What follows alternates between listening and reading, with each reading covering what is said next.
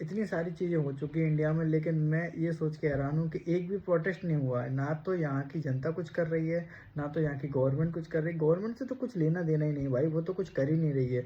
वो सिर्फ़ जो कर रही है वो तो पूरी दुनिया को दिख रहा है, वो आँखों में धूल झोंक रही है बस, उससे बेस्ट काम वो कर ही नहीं सकती है।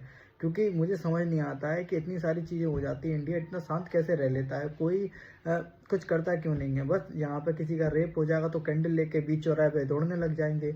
लेकिन उनसे क्या फ़ायदा है भाई? उस चीज़ से कुछ सॉल्यूशन निकलता है क्या? लेकिन अभी तुम्हारी सरकार इतनी सब कुछ कर रही है, इतना सब कुछ हो रहा है इंडिया में, लेकिन तुम भी मतलब क्या, आधे लोगों को फ़र्क ही नहीं पड़ता। उन्हें लगता है कि भाई देखिए जो चल रहा है चलने दो। आधे लोगों को तो हिंदू मुस्लिम में लगा रखा है, वो बँटे हुए हैं, और आधे लोग बेचारे जो कर्ज़ के तले डूबे हुए हैं, उन्हें मतलब ही नहीं है। अगर वो थोड़ा बहुत सोचेंगे भी कि हम कुछ करते हैं, तो ऑब्वियसली बात है कि वो नहीं कर पाएँगे, क्योंकि ऑलरेडी उनके पास इतना कर्ज़ है कि भाई वो सुबह घर से निकलते हैं अपनी ईएमआई को देने के लिए, वापस घर आते हैं, वही उनका डेली रूटीन, जो कि मेरा भी ऑब्वियसली बात है।